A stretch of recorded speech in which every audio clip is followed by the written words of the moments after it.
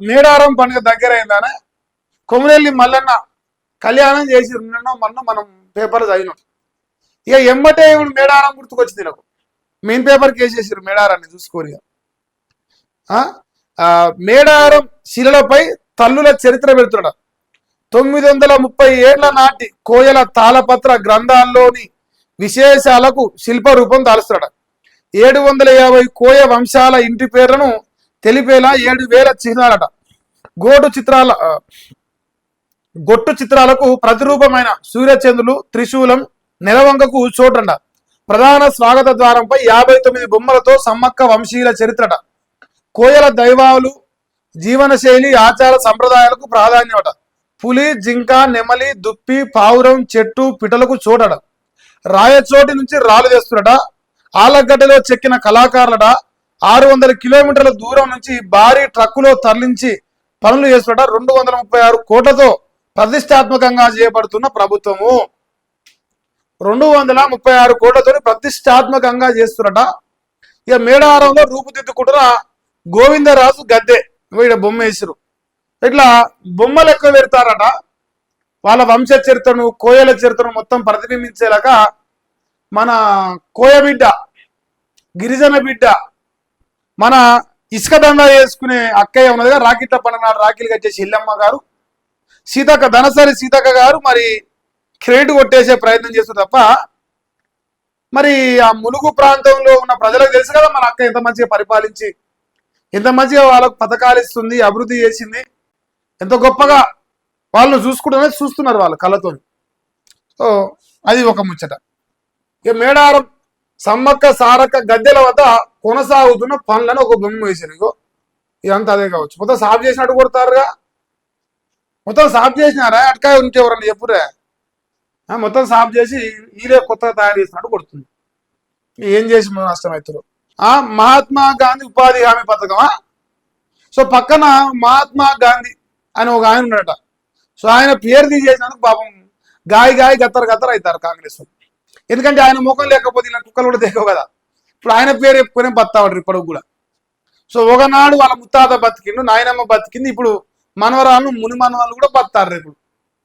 So ఖాన్ల party, Congress party మరి మొత్తుకుంటానంట. చూడు, ఉపాధి హామీ నుంచి గాంధీ పేరు తొలగించరు.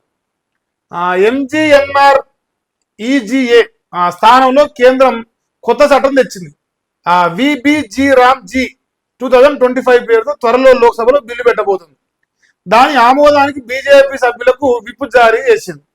అయితే ఇది పాస్ అయితే ఏడాదిలో 125 రోజులు ఉపాధి పనులు ఉంటాయి. 100 రోజులు కాకుండా 125 రోజుల పని అని చెప్పాలి మన రేపటి నుంచి. ఇక పనులు చేసిన వారంలోనే కూలీ ఇవ్వాలని, పని కల్పించకుంటే వృత్తి ఇవ్వాలి, నిరుద్యోగ వృత్తి అట. కేంద్రం నిర్ధారించిన రూల్స్ ఆధారంగా రాష్ట్రాలకు నిధులు పోతాడు. అదనంగా ఖర్చు చేసి నిధులు రావడం భరించాల్సిందేట. ఇక గాంధీ పేరు తొలగించడంపై ప్రతిపక్షాలు ఫైర్ అవుతున్నాయట.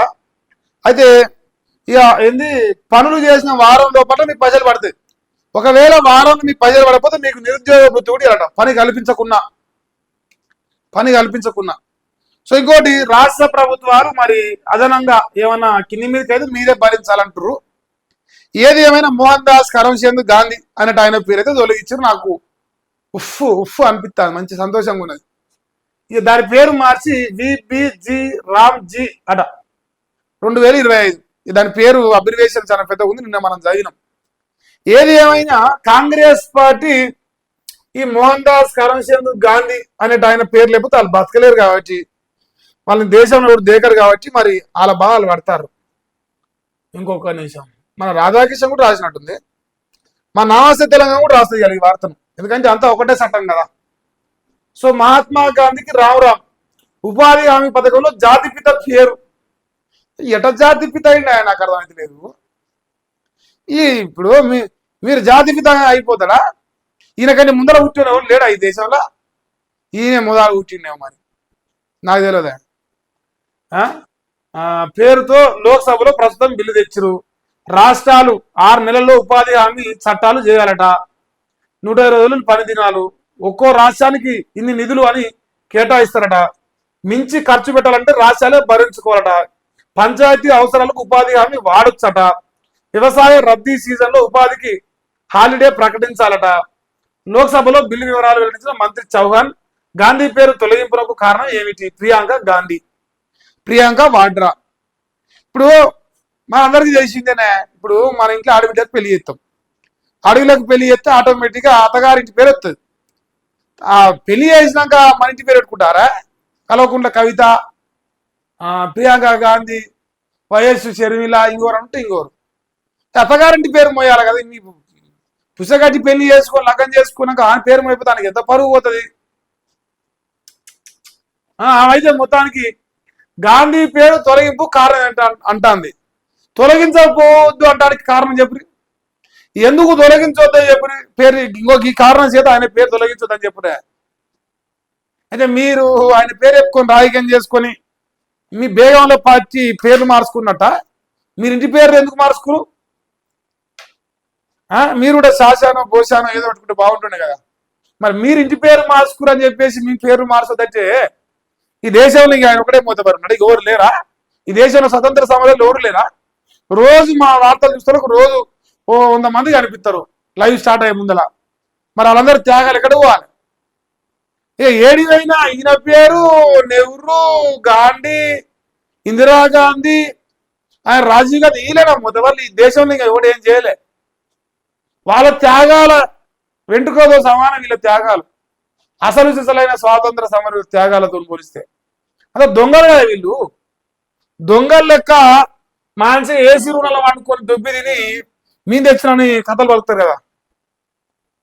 తెలియదా వాళ్ళ జైలు ఎట్టున్నాయో వీళ్ళ జైలు ఎట్టున్నాయో?